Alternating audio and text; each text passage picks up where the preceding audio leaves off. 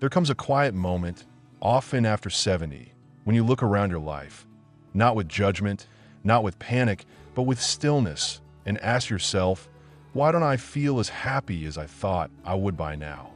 You've done so much. You've raised children, loved deeply, lost things that mattered. You've built routines, let go of others. And still, sometimes there's a heaviness, a feeling that joy is further away than it should be. Helen, 74, sat on her porch one evening with a warm cup of tea in her hands. The sky was turning that soft lavender shade that only appears right before the stars come out. Her dog was asleep at her feet.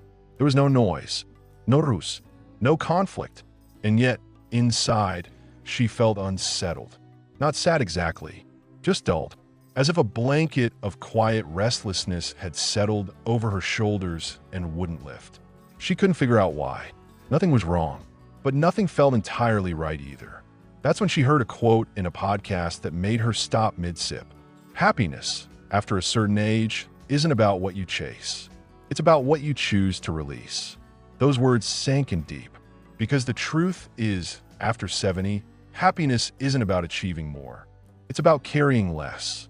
We often think we need to add things to feel better. New routines, new hobbies, new supplements. But what if the secret to greater joy was in subtracting?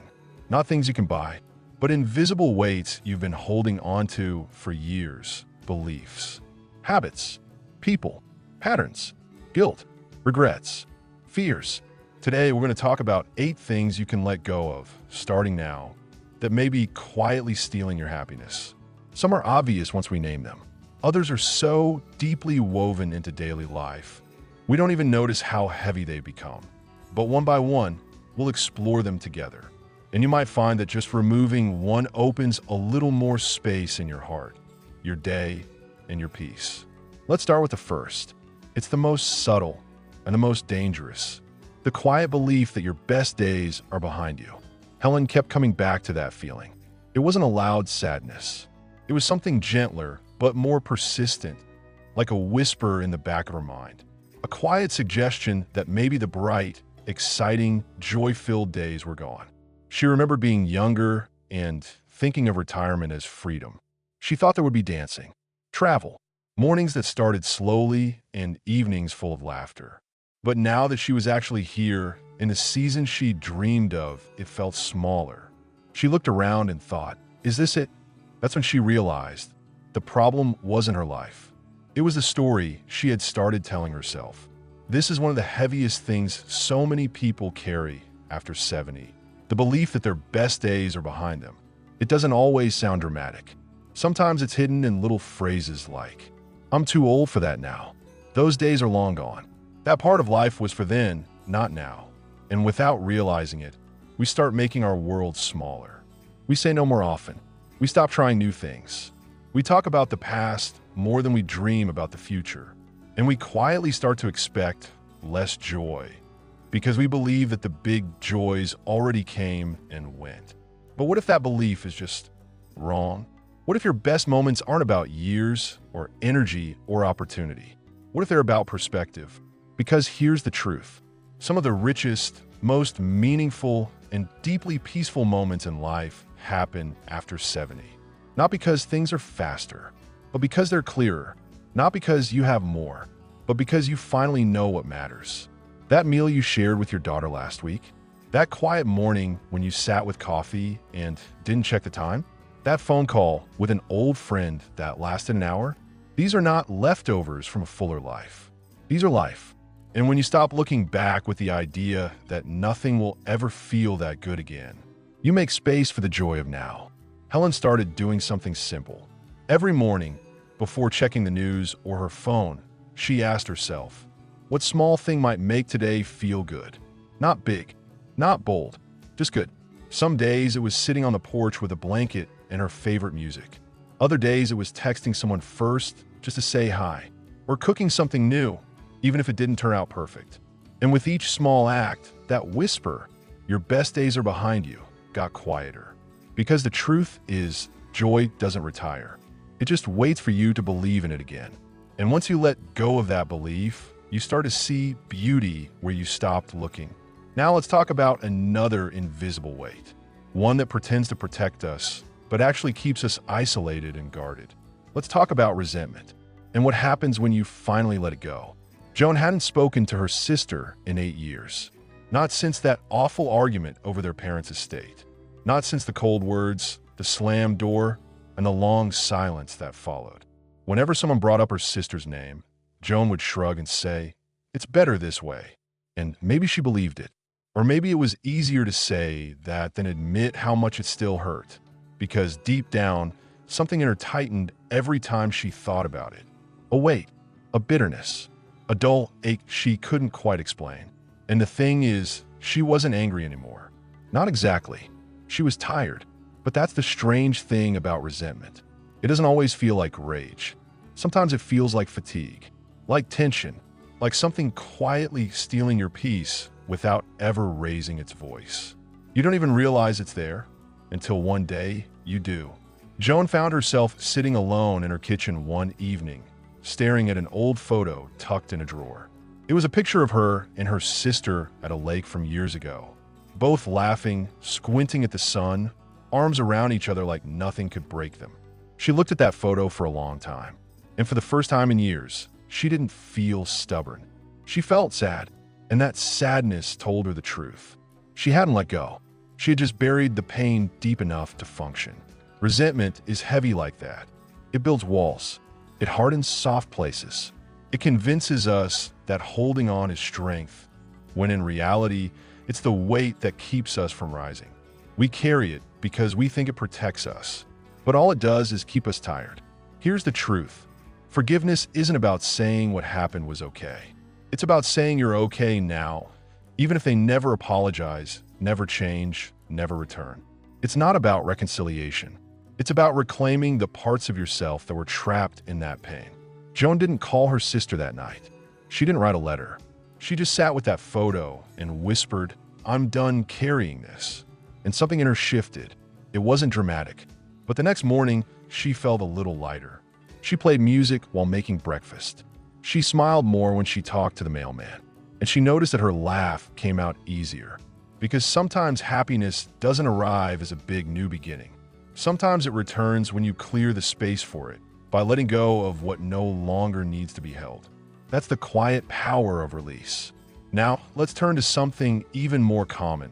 Something that creeps into our daily thoughts without us noticing. The habit of comparing your life to someone else's and the silent damage it leaves behind. Bill didn't think of himself as jealous. He had his home, his health, enough savings to get by.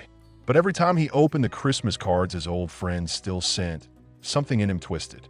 Tom and Susan had gone on another cruise, celebrating 50 years of adventure. The caption said, with two tan faces smiling in front of a beach he couldn't name. Don's daughter had opened her own law firm. Their grandkids were already applying to Ivy League schools. And Bill? He'd spent most of the year fixing the kitchen faucet, arguing with insurance paperwork, and wondering how his knees had aged 10 years in 6 months. He didn't resent them. Not really. But after he looked at those pictures, his life seemed dimmer by comparison. Like whatever joy he might have felt that morning had been quietly pushed aside by someone else's success. That's how comparison works. It doesn't shout. It whispers, "You're behind. You're less. You didn't do it right." And the longer we entertain those whispers, the heavier they become. After 70, this can become especially toxic because we live in a world that loves to measure achievement, youth, status, energy. And when we're no longer chasing titles or milestones, it's easy to feel like we've lost the game altogether. But here's the truth. Your life is not behind. Your joy is not on someone else's timeline, and your story was never supposed to match theirs. When you compare your life to someone else's highlight reel, especially the curated version they send in holiday cards or post online, you're comparing your full, complicated, beautiful human story to someone else's top 5 moments. And that's not fair. What you don't see in that photo is the health scare that happened 2 months later, the money stress, the silence in the evenings when the laughter fades. You see the light, not the cost. Bill realized this one day while walking through the park. He saw a couple sitting on a bench, laughing over sandwiches. And something clicked. He didn't know their story. He didn't know what they'd lost, what they were surviving, what they were praying for. But they looked happy in that moment. And he had those moments too. They just didn't come with a postcard. So he stopped reading the cards with envy. He started reading them with curiosity, then with compassion, and eventually with gratitude for what others had and for what he had too. Because happiness doesn't grow in the garden of comparison. It grows in presence, in noticing what is instead of mourning what isn't. Letting go of comparison is like removing a filter from your eyes. Suddenly, your own life looks brighter again. Not because it changed, but because now you're seeing it for itself, not in the shadow of someone else's. And that is where joy begins to return. Now let's shift to something even more personal, something that lives not in the mind, but in the body. It's the clutter, the extra, the things we no longer use, and how clearing them out can clear something inside us too. Marianne had lived in the same house for 42 years. Every hallway, every drawer, every closet held something with a story. There were baby clothes from when her son was born. He was 45 now. There were 5 broken lamps in the garage she always meant to fix. There were letters from friends she hadn't spoken to in decades, books she hadn't opened since the 80s, and Tupperware containers with no lids, but too many memories to toss. She told herself it all mattered, and in some ways it did. But lately, walking through her own home had started to feel heavy. She didn't see warmth anymore. She saw weight. The clutter wasn't just on the shelves, it was pressing on her shoulders, one forgotten item at a time. This is one of the most overlooked causes of quiet unhappiness after 70, being surrounded by too much of what no longer serves you. It's not just about minimalism, it's about emotional load, because every object holds energy. Every "I'll deal with that later" becomes something your brain keeps track of, whether you realize it or not. And over time, all those unfinished decisions, those saved just in case items, those relics of past seasons, they start to blur the present. The result? You move slower. You avoid certain rooms. You feel less in control of your own space. And here's what really hurts. Many people think letting go of these things means letting go of the people or memories attached to them.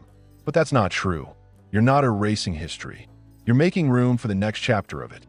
Marianne started small, just one drawer in the kitchen, then one shelf in the bedroom.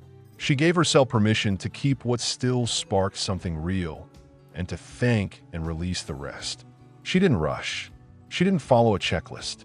She just listened to how each thing made her feel. And if it felt like an anchor instead of spark, she let it go.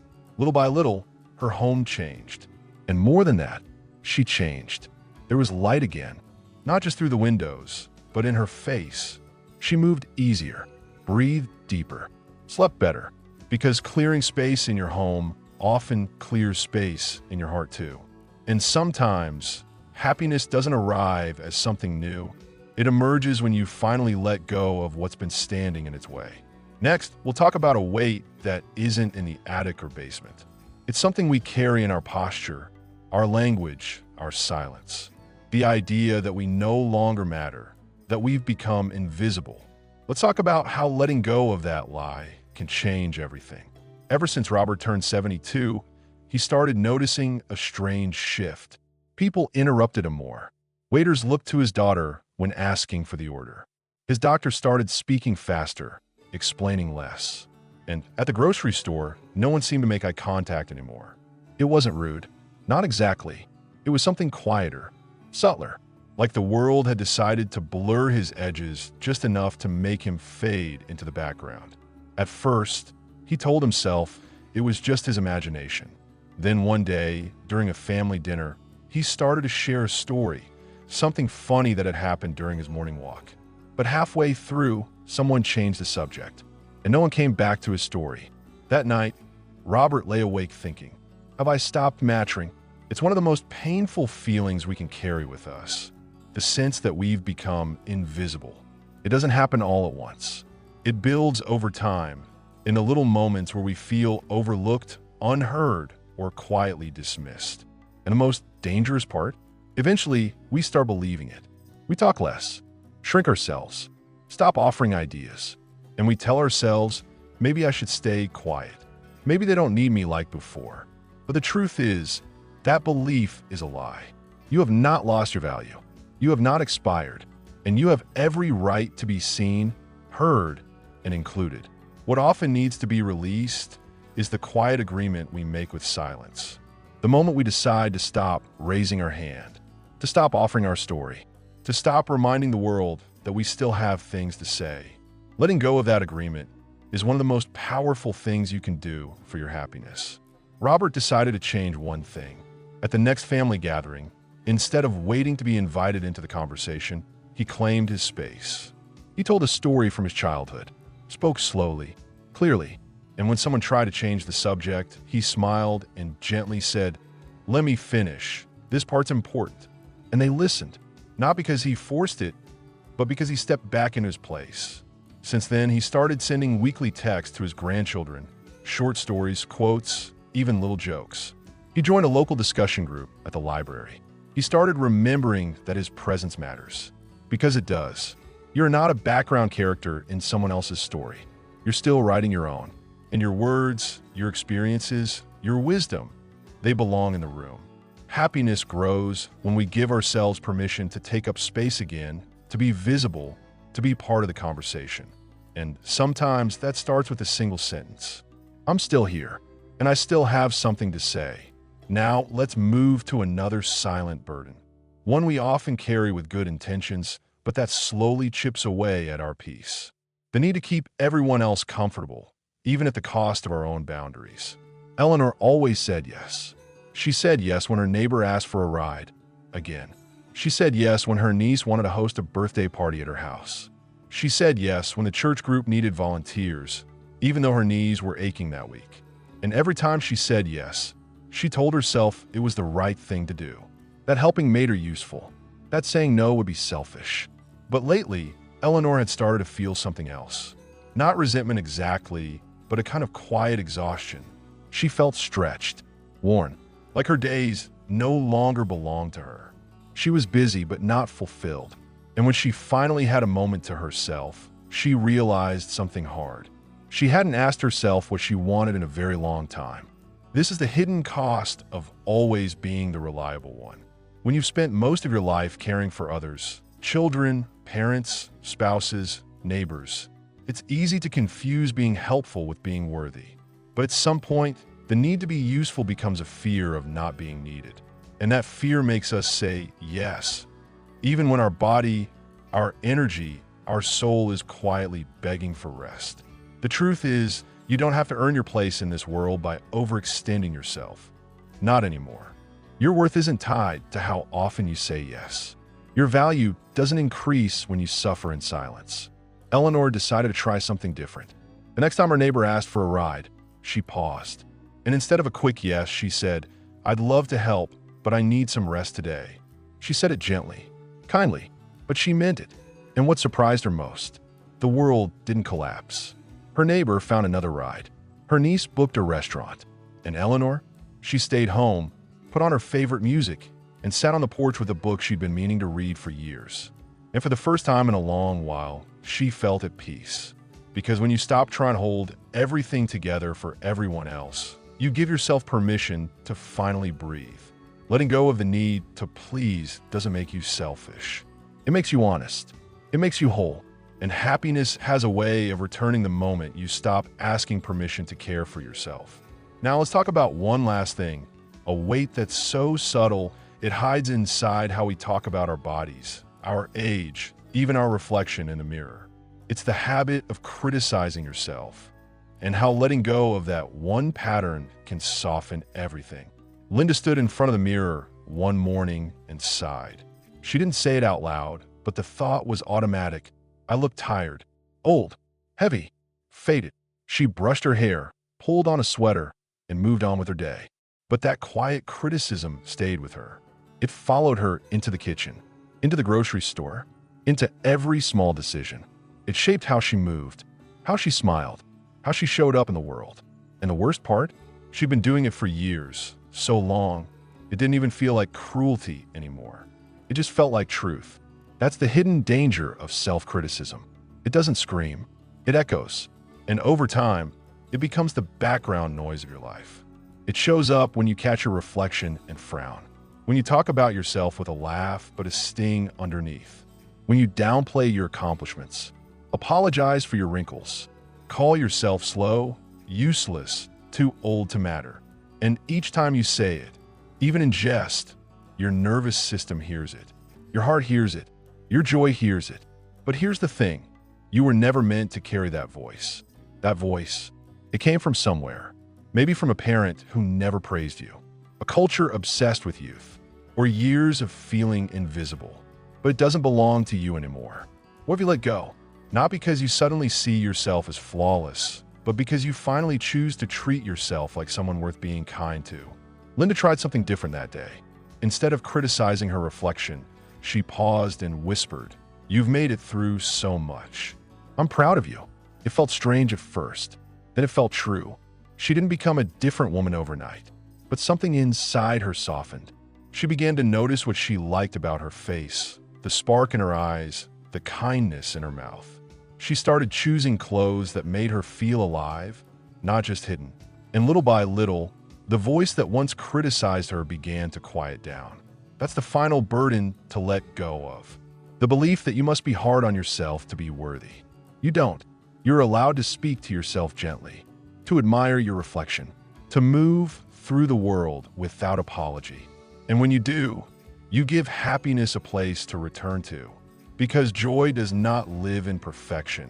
It lives in acceptance. Let's take a moment to remember the 8 things we've just uncovered. Each one a stone in your pocket. Each one something you no longer need to carry.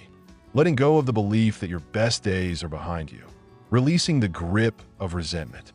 Stepping out of comparison. Clearing the weight of too many things. Reclaiming your voice and your value. Saying no when your soul needs rest. Choosing to stop pleasing and start living. And speaking to yourself with kindness, not criticism. Happiness doesn't require a perfect life. It simply needs space. And after 70, you've earned the right to make room for it. Fully, freely, and without guilt. So here's your invitation. Choose one thing to release this week. Just one. Watch what shifts when you do. And if this video stirred something in you, share it. Tell us in the comments. What are you letting go of? What weight are you ready to put down? And if this message brought you comfort, give the video a like, subscribe to the channel, and join us for more reflections, more relief, and more joy, one day at a time. Thank you for being here. You are seen. You are enough. And we'll see you in the next one.